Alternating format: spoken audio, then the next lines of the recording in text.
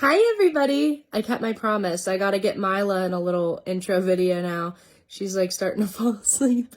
But hey, guys, welcome back to another episode of the Bag Collection Podcast. My guest today is the lovely and extremely talented Jenna Kanell. Guys, if you don't know who Jenna is and you don't know any of her work, go look her up. One project that I really, really do love of hers is the wonderful film Terrifier, written and directed by the amazing Damien Leone. And if you haven't seen the second one, go see it now. They have been blowing up the theaters, and it's incredible to watch such amazing actors and just artists bring this incredible movie to life. And I'm so happy for them. I can't even put words into it. So if you haven't seen Terrifier 2, it is a must see, y'all. It is a must see, especially if you loved the original Terrifier. So I hope you guys really enjoy this episode. We do talk a little bit about Terrifier, of course, and a lot of her other projects that she has coming up or that are out. This was filmed over a year ago, so a lot of this stuff is out.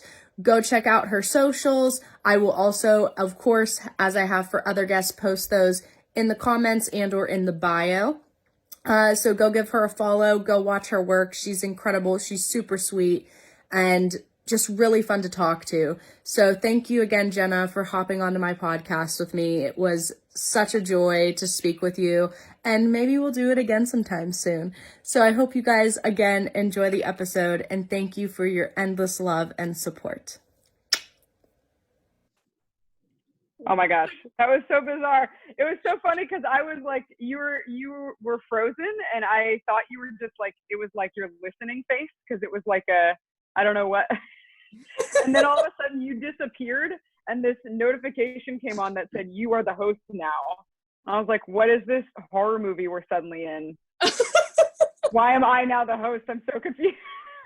Yeah, no, technology is just ridiculous. Like you try to depend on it, and then sometimes it's good, and then sometimes it fails you, and it's like, why?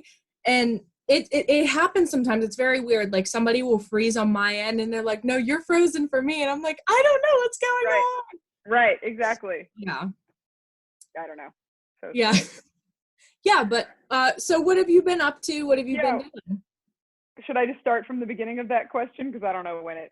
Yeah, you like froze as soon as you started talking. Okay, great. We were talking about how at the beginning of the shutdown, there was a bunch of work that kind of went away or was postponed or changed. And so during the biggest part of the shutdown, I did a lot of writing, a lot of revising projects that I have that are in various stages of development, and kind of helping to distribute the stuff that I have that's on the festival circuit or has any sort of educational run. I was able to direct and edit a short documentary that was conducted entirely remotely, which was very interesting and a new experience.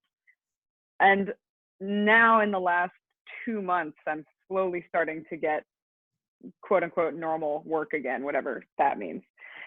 And so I just acted in a music video, which should be out in a couple months, and did stunts and acted in a music video that just came out, which is, the song is This Is Our Life by Des Rocks, Decrocs. It's really, really good. It's a very fight heavy, lots of gore. So if you are into that sort of stuff, you'll like it. And then, yeah, so those are the two acting jobs I had back, and then produced a short documentary and had a short assistant directing job. And yeah, now it's, as you know, it's freelance life now. It's back to looking for the next thing. Right, exactly. So when you were on set, did you have to get tested as well, or was it like just short amount of days to where like it was just like temperature taking, or? It depends on the set, and it's definitely depending on the budget as well. The ones that I've had the experience of so far have been having people get tested beforehand, and they were all short or day of, or both. So they'll either have you get tested before the shoot even starts, and then you bring your negative results as a way of getting onto the set, and or depending on the set, they'll test you when you get there in the morning before you even walk on, and then temperature checks in and out. At the end of the day, obviously everyone is masked up on the crew, so we're all figuring out what this new world looks like together. No, exactly. I mean, I keep looking at social media and I see a lot of the TV shows like with Netflix or Hulu and whatnot, and they're coming back and they're like, oh, we're getting tested 3 times a week. And I'm like, oh my gosh, like just the thought of having the Q-tip go up my nose, like I already had that happen way back and at the beginning of March, and I had the flu, which easily could have been the virus. And so that was already uncomfortable. And now they're saying that they'd stick it up further. And I'm like, oh gosh, like if I can't even handle the regular flu swab, I don't know how I would feel with a COVID swab. But I mean, we have to do what we have to do to keep everybody safe. And yeah, exactly. You do get used to it to a degree. Exactly, that too. So, I mean, I'm hoping eventually we can get back to normal. I mean, I don't think things will ever really be normal, but that's what I've been saying. Yeah, good. It's good that you're on the same page. That's what I've been saying. I don't think we're ever going back to normal. I think we're moving forward into a new normal, and that's okay. I mean, I think obviously there are a lot of things that are highly detrimental about what's happening currently because it's still ongoing, obviously. But I think there are some things that needed to change, and so why not now? And there also there's the nasal swab, which now I found a place not too far from me that does them for free, and so I've just been getting tested once a week, whether or not I'm working, just for peace of mind and peace of mind of those around me, and being wanting to visit my family and things like that. But there are also certain rapid testing programs or individuals that do the finger prick version, which is slightly more pleasant. True. But slightly less accurate. So you win some, you lose some. It's weird. It's all very strange, but necessary. Yeah, cool. Because I was even seeing stuff about like saliva testing too. But I mean, there's just so many routes that can be taken. It's just all about, at the end of the day, I just think as long as everybody keeps doing what they need to do and staying safe, it will hopefully that's where it gets into, hopefully we get back to somewhat normalcy. But it's just the fact of that some people aren't doing that, and it gets so frustrating for everybody else, because then what if we have to go back into lockdown? We just don't know what's to come or what's going to happen.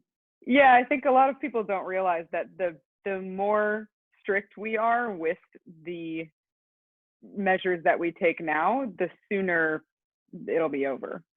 And that's, I think, kind of, I've been pretty embarrassed to be an American lately. Oh, no, 100%, I agree with you. Oh, what a mess.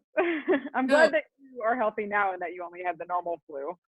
Yeah, I mean, the symptoms I had, like, even though it was a positive it was influenza B, looking back and just seeing what the symptoms are for COVID and the symptoms I had, part of me feels like it could have been COVID.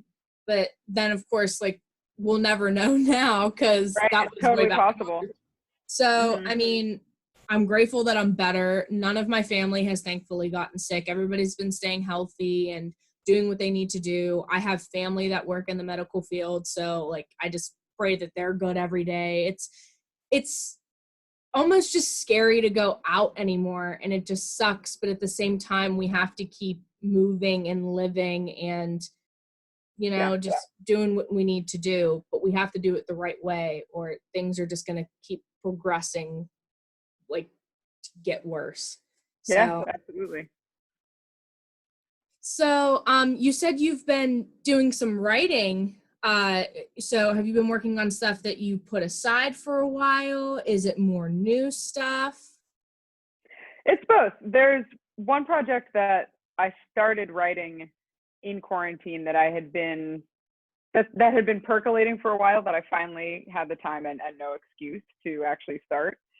there's that one. And then there's also, I had a couple of projects that I knew needed revisions that were in various stages of pitching or development or even pre-production, and things that I just wanted to revisit that I hadn't looked at for some time. And I think that's one of the best things to do with your writing, is to put it down and walk away and then come back. So there was a lot of that. And then also not only revisiting scripts, but also, you know, pitch materials, mood boards, decks, things like that, just things that I had not even necessarily really needed a ton of work, but just things that I knew if I revisited them, I could make them better. I'm a bit of a perfectionist. Oh, no, I definitely feel that. That's how I am all the time. If I feel like there's something that needs to be tweaked or fixed, like, and I know I can do it, I want to make sure I can do it. Mm-hmm. I mean, I feel like at times, like, it's a good thing to be a perfectionist, but then sometimes it can just be a lot. So, yeah. And I'm one to stress very easily, which sucks sometimes because I'm trying to work on that, obviously, because this industry is not very easy. It's always going to be stressful and always going to be hard. There's always something going on or something changes. So, I mean, I definitely feel that though. So yeah, I've begun meditating every day during the pandemic, and I highly recommend it. Very helpful. I think it's very important for you to like make sure you're taking care of yourself, especially in these times. I feel, especially myself, I'm an empath. I always make sure everybody else is okay, and I don't always focus on myself, and eventually I crash and burn from that. And again, it's not the worst thing to have, but it's just also very important to make sure you're healthy and your mental state is like in a good place. So like meditation's definitely a good thing. I've definitely done different things with that. I'm still trying to find other things. It's just, yeah, bottom line, it's very important to focus on stuff like that, especially for yourself. Yeah. The thing that I've heard that I think is one of the best analogies for that is, you know, how on airplanes, remember going on airplanes? Back when we used to go on airplanes, the thing that they say about securing your own mask before securing someone else's, that sums it up, I think. Yeah, no, I agree 100%, for sure. I think there's a book that I might have stolen that from, and my mind is not telling me where I got it. So apologies if you're listening and I stole your work. Yeah.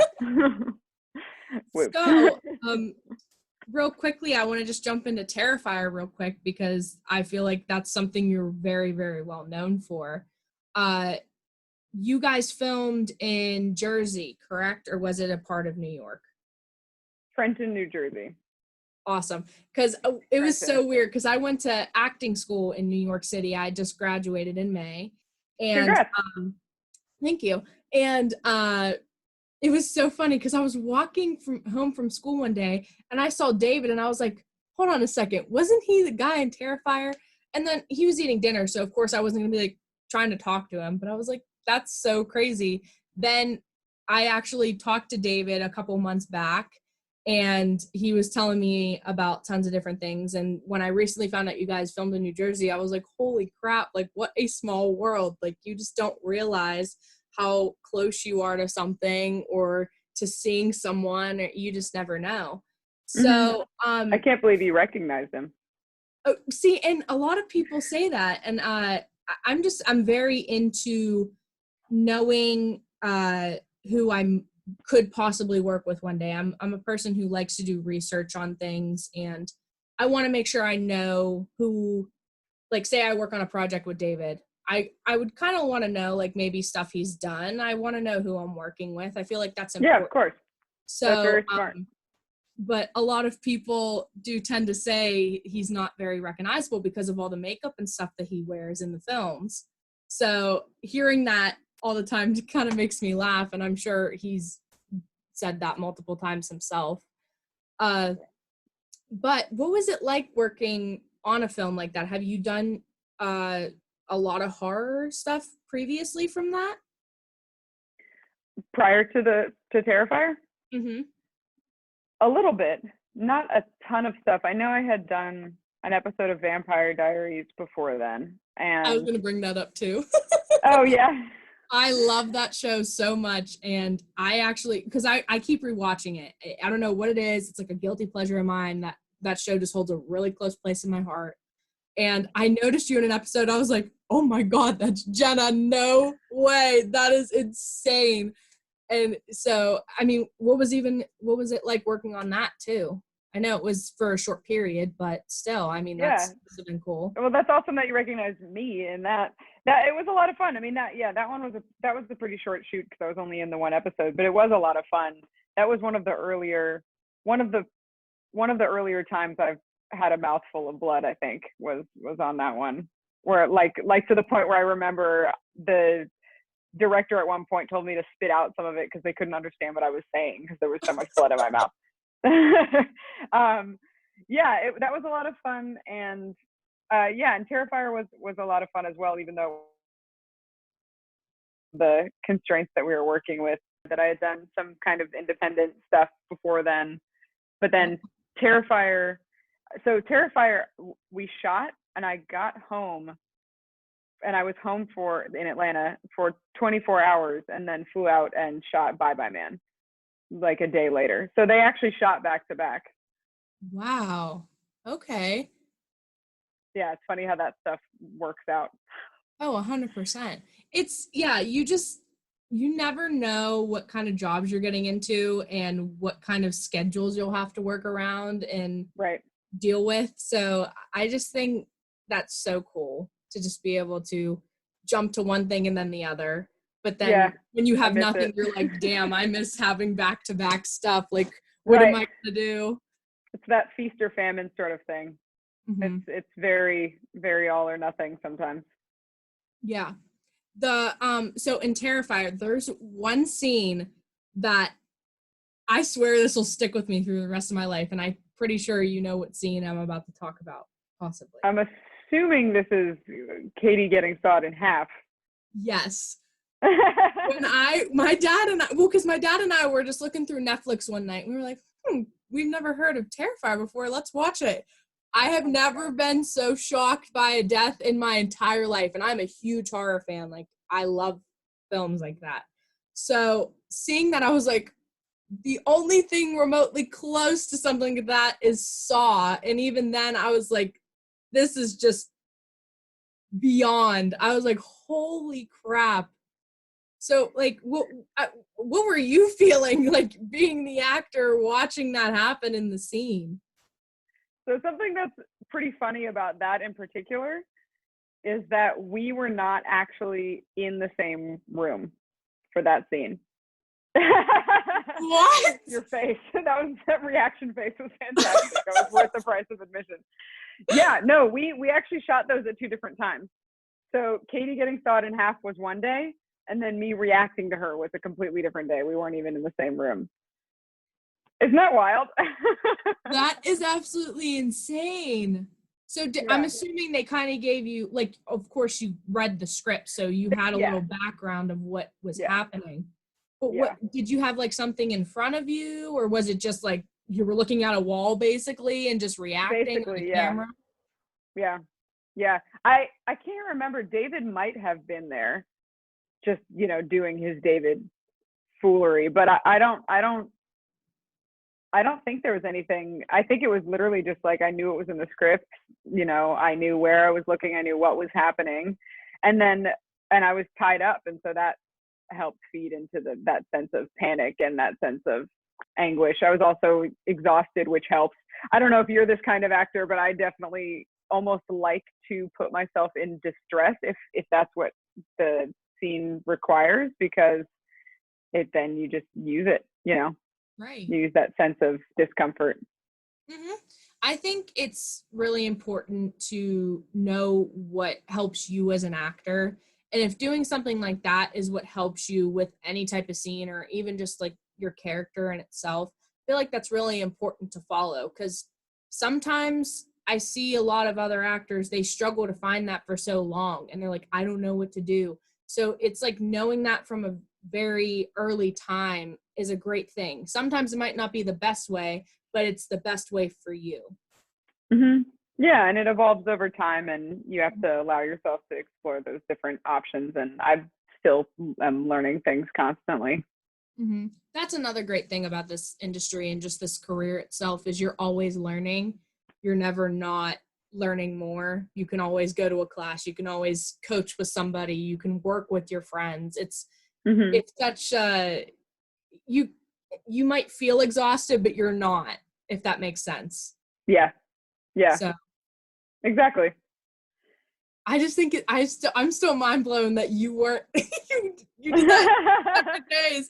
Oh my gosh. And I mean, now with the pandemic, I think we're probably, I mean, that I think was purely logistical and had to do with either when the dummy was going to be ready, or it might even had to do with my schedule or her schedule. I can't remember what the reasoning was. It was some logistical thing. But with the pandemic, I imagine we're probably going to see more of that, of having to space things out and do things separately and take these sort of precautions for safety reasons, if not logistical ones. And so, yeah, you have to, and I mean, think about the people that do a lot of really heavy green screen acting. You know, you're being emotional against a tennis ball on a stick sometimes. So it's, you know, you're not always, your imagination is incredibly important. Yeah. I do a lot of different, like, just little acting audios every now and then just to keep creating and just keep going, because I never know when I'm ever going to get on a set. So Right. I feel like being one-on-one with something, like just even your camera or your phone or whatever it is, I feel like that's also important now, so that way you're prepared, because I feel like, again, that's going to be a lot of what we do from now on until we get this under control, or even if we do, will it still be like that, you know? Yeah, it might. Yeah, that's really smart. I mean, you got to keep the muscle warm, I guess. I'm not sure what the expression is, but keep it from getting too stiff. Mm-hmm. And sometimes I'm like, I need to keep auditioning. And so that's just another reason why I keep doing stuff like that, is because auditions aren't really coming through right now. And if they are, stuff isn't for till later this year, if not next year anyways, mostly next year, of course, but. Yeah. Well, and there's always, I mean, like you're saying, there are always classes. There are always, you can pull from old auditions. You can pull from things that have already been released and use those scenes. And, you know, you can watch movies and just study other people's performances and then try to do it yourself. Or, yeah, there's so many ways to stay creative, and just staying creative is the important part. Mm-hmm. I agree. And so within next year, fingers crossed, hopefully, I'm trying to move my way out to Georgia, Atlanta, the Atlanta area specifically, because I know there's a ton of work down there, and a lot of the shows that are working down there, I love. They're all my favorites, like The Walking Dead, and then this is like a spinoff of a spinoff from the Vampire Diaries stuff, but like Legacies and stuff like that. Mm-hmm. And my genre that I really want to get into is horror. I grew up on that. It's like my favorite thing ever. I want to be a scream queen. I want to be the final girl. I wanted you to be the final girl in Terrifier also. That made me so I was like, they did not just kill her. Oh my gosh. Thank you. I appreciate it. Of course. I mean, that film in general, I feel like has sparked a lot of things for the horror genre. And I know there's tons of other films that have, but just the way that it was done and the plot and the characters, and like, just David did phenomenal too. He was all specifically character work.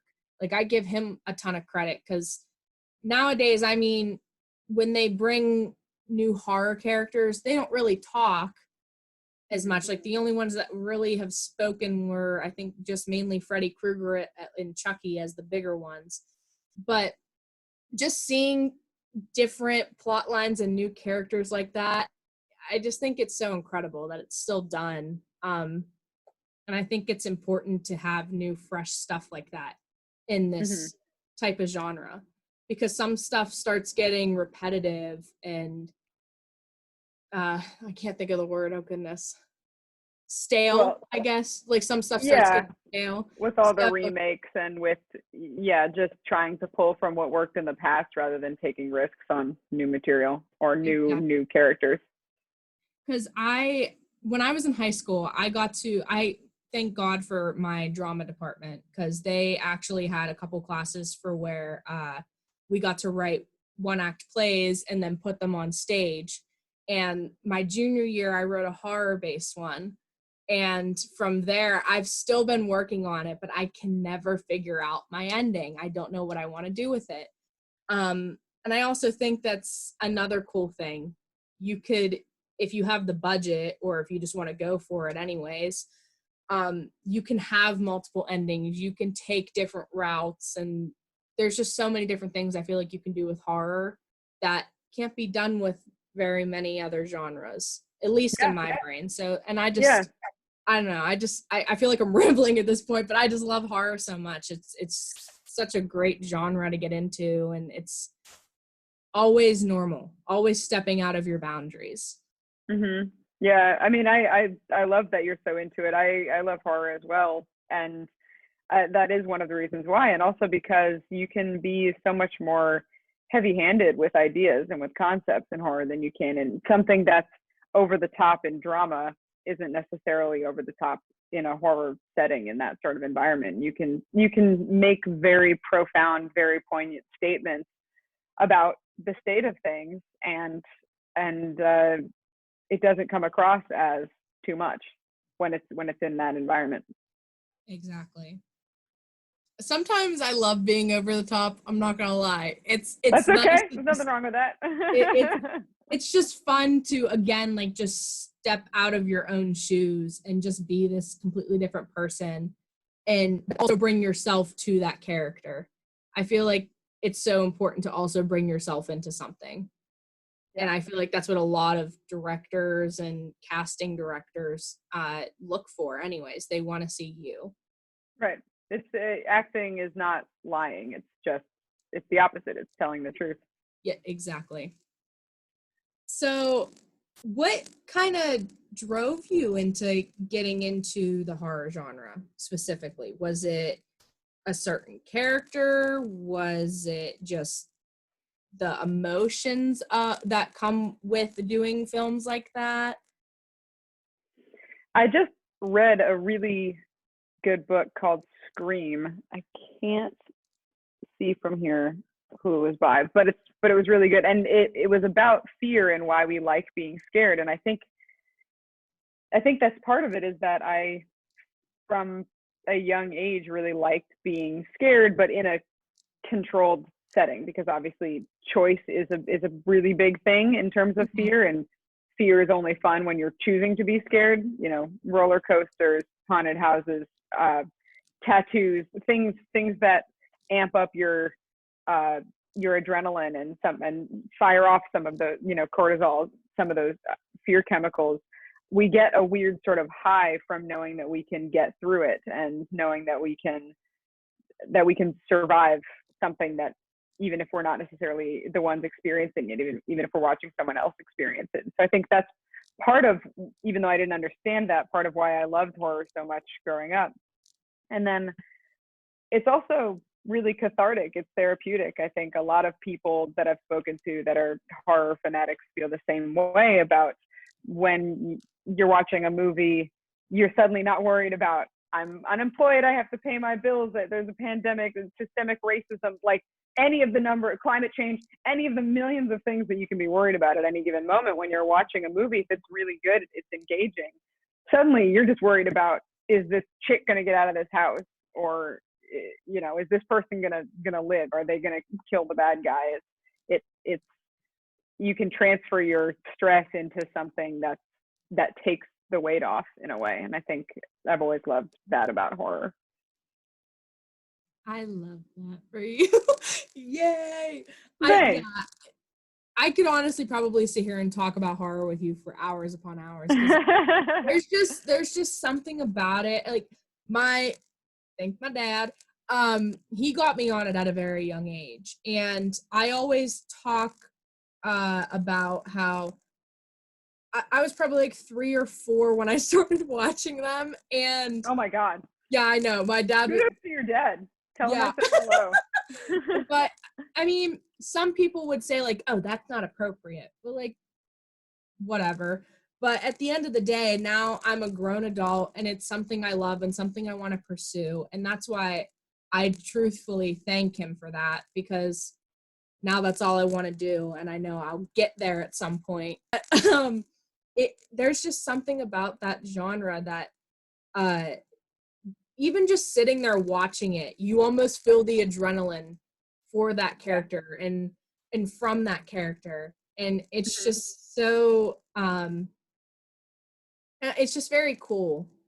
You can Yeah. see it so many different ways. There's so many different things that could happen, Mhm. and tons of twists and turns, and I feel like it always also just comes down to the story and the plot and how that Yeah. is written, and then how the characters are brought up and such. And there's just so much that goes into this stuff, and not a lot of people realize it, and I just feel like it's really Yeah. cool because we get to be involved in all of that. And then once Yeah. it's done and put up, it's like, wow, some people spend days, others spend months doing different films like this, and you're like, wow, that was done in a week, that was done in 3 months. You just never know. Mhm. Yeah, and you never know all these little weird, tiny things that go project. Oh, you're back. I don't know what's Zoom is haunted, clearly. Zoom scares me sometimes. I don't get it. Maybe When did that's I why cut there was off? a film made from it. Maybe that's why there was a film. I saw that recently. I was impressed with some of the stuff that they pulled off. I haven't seen it yet, but I have heard really good things about it. So I'm Yeah. definitely gonna get to watching it. Yeah, I mean, that's another cool thing too, is you have technology that you're able to use and other Right. platforms, and you can do so much with it. And again, people just who aren't in the industry in particular, like my friends even, like they don't realize how much goes into this stuff. They're like, oh, this is so simple. And I'm like, no, you don't know No, the half of it. it's never. Yeah. No. Yeah, and all the tiny that's something that I always recommend to people that ask me what they should do as actors is to work other aspects of the crew and to work. And I don't know if they had you guys do that in school, but like I think it's one of the most valuable things I found for myself as an actor was directing and assistant directing and learning these other aspects of the team, because then you really, because actors, you show up, you do your thing, and then you leave, and you're not there for the color correction and the sound design and or pre-production necessarily, other than rehearsals. You're not there for all of these tiny itty bitty details, and you don't necessarily see every single aspect of this army that it takes to accomplish this stuff. Oh no, I agree for sure. When I was in school, they had us working with the sound systems and the Oh, booms and great. the cameras, which I was That's like good. so grateful for. Because I Hmm. feel like, and this is just for me personally speaking, I feel like it's just super important to become aware of those things and know how to Yeah. work them and know how to be in front of and behind the camera. Because that way, Hmm. I just feel like it's easier to be able to work with those on the crew at the Yeah. end of the day. You want And to know the language. You want to know yeah. exactly what everyone is. It's, you can deliver the greatest performance of your life, and if you're not lit well, if you're not acting for the lens length that they're at, for the proximity that they're going to be at, then it doesn't matter. No one will see it. No, right, exactly. And my first feature film that I ever did, and I was able to do background, and I worked a lot of behind the camera. I was working right with the director, which I was so grateful for, because again, outside of school, I was able to do that and know where his mind was and what he was thinking, and how the sound guys and the light guy, like where they needed to be and what they needed to light and what they needed to do. I learned more terms, and everybody Hmm. uses different terms, but knowing them and learning them is just so cool, because Hmm. again, you keep learning every time you go somewhere. Yeah. And even tiny things like now when I'm an actor, if I have to step off and go 10-1, for those who don't know listening, that means go to the bathroom. Um, like I'll tell someone in AD department, I'll tell someone before just disappearing. And they're always so grateful for that, because some actors just disappear and then you don't know where they are. And on the production side, it's little things like that, just being aware of other people's time and what everyone else is putting into it, and how you're all working together, and how none of it is accomplished unless everyone is really collaborative. Exactly. I agree. My last question before I let you go, because I know you have another podcast interview within the next like 45 minutes, so I want to give you a little time, of course. But Thank you. Of course. Yeah, because speaking of peeing, I literally always have to pee. When people are like, "Oh, would that, like, would you actually, that stuff that happened to Tara, would that happen to you?" I'm like, probably, because I literally always have. I mean, as you can see on this interview, constantly hydrating. So would I have to stop in an abandoned bathroom? Yeah. Yeah. Probably. I think some of the choices I would make would hopefully be different, but that one would probably be that's realistic. No, believe me, I get you. Sometimes, okay, like when it comes to bladders, you have to know your bladder. No, I mean TMI sometimes, but like, I mean, you have to know your bladder. We all got one. Yeah, exactly. I mean, truthfully, who hasn't laughed and at least once peed their pants a little? If you haven't, then you probably haven't lived. There it is. There we go. Yeah. You should probably get funnier. It sucks, but it happens sometimes. It happens. You got to stay hydrated. Exactly. It's so important. No, it really is. Again, that we can talk about a ton of health stuff, but you just don't realize how important certain things are for your body. It's crazy. But the last thing I wanted to ask you was, for anybody listening that wants to get into acting, what's the best advice you would tell them? Oh man, I shouldn't have said it a minute ago. That would have been great. I mean, but that honestly would be my biggest thing, is just to don't, because that was the biggest mistake that I made at the beginning, was only acting and only focusing on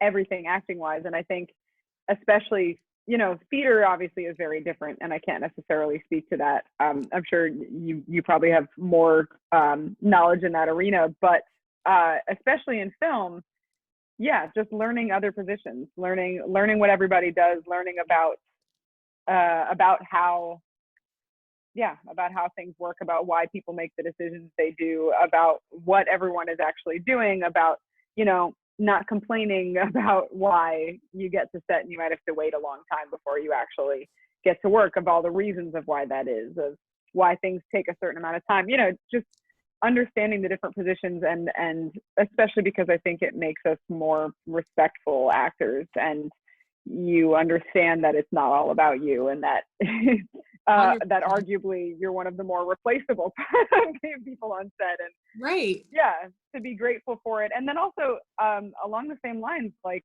being open to and maybe you've done this as well, to working a little bit in casting. I worked in a taping service right when I graduated high school. I learned an insane amount just from watching one person after another audition for the same thing. Because then you say, oh, those are the choices that stick out. Those are the choices that weren't as effective. I see what they tried to do. This would have been great if they had just done this. You learn so much from doing, but also from watching other people do, and from even from the casting process of, like, when I started directing and was in the casting process myself from the other side. It was so fascinating to see all these things that you hear but don't necessarily understand about, like, of the, like, oh, when you get an audition, you've already made it past the first round, and isn't that cool? And then to see, oh, this is what it looks like when all the headshots come in, and this is how important it is to have whatever in your submission notes, just little things of like that, of just seeing what other people see, because the business side is arguably as important as the artistic side, because there are people that are fantastic actors that won't necessarily work because they lack the business sense or the professionalism And then on the same token, there are actors that work all the time that aren't very good. I mean, You know? it goes both ways. I definitely agree with Yeah. that. I feel like the more humble you stay and just, Yeah. I feel like it just comes down to teamwork. You have to be willing to do the work with other people, and just be a good person. Like, it's Yeah. not, and being a good person is not hard. That doesn't One come would think. yeah. But I Right. mean, it just comes down to that. And I feel like and I mean, I'm in no place to say like don't do it, but at the same time it's like if you can't have those qualities, it's not going to be very good or easy for you to work in an industry like this, because Yeah. you stay on set for 12 plus hours usually a day, and people don't want to deal with attitude and complaining and being rude. So it's important to just live in the moment and do your job and be kind to people. Yeah. Yeah. But then at the same time, and especially for women and non-white men and non-cisgendered people and anyone marginalized, it is incredibly important to be kind, but also don't let yourself get taken advantage of. You know, Exactly. you shouldn't be walking on set and have a surprise nude scene. Like, you know, Right. it's important to be kind and to be humble, like you're saying, and also to, you know your boundaries and Stand your expect ground. respect. Yeah. Yeah. Yeah. I mean, I know there's stuff, I mean, at least if I went on a set right now, there's certain things that I wouldn't be able to do. Maybe in like 10, 15 years that would change, Sure. Right. but Yeah. it comes Knowing down yourself to and what you're comfortable with. exactly. And just, again, when I said like stand your ground, it's more of like just following your morals for you and not just being just Down to follow, clown. yeah, For yeah, lack of no, a better term. yeah, exactly. But yeah, Yeah. Well, and sometimes it's just communication too. It's, it yeah, doesn't, you don't have to say yes to everything. Cause I know that I felt like I had to say yes to everything at the beginning. And now I'm starting to realize like you don't have to say yes or no. Sometimes it's literally just like a conversation of like, okay, what do you want me to do? What exactly is going to be seen? Where is the camera going to be? Like, just communicating. And mhm. yeah, I think there was something else I was going to say advice wise, but it's escaped me. That does happen too. It's okay. It's gone. There it goes out the window. I will keep rambling. There's times where I keep rambling and I'm like, I don't even know what I just said anymore. Right. I left my body. I came back. What happened while I was gone? Yeah. The Zoom froze. Nobody knows. Exactly. Oh Yeah. my goodness. Well, Jenna, thank you so much for doing this. I'm so happy we got to talk. I mean, hey, we might work together one day. You never know. I hope so. That would be lovely. Thank you for reaching out to me, and thanks for Of the course. flexibility with scheduling. Oh, of course. Well, thank you too, because again, like I know I told you, there's just been a lot of family stuff going on. So I really appreciate you. Basically, it was just team effort, teamwork. See, that's that communication thing that we're talking so much about. Exactly. Well, I hope to talk again soon. So thank you so much again. Thank you. Yeah, stay healthy. You as too. much as possible. Thank you. Yep. Talk soon, Jenna. Have a good one. See ya. You too. Bye. Bye.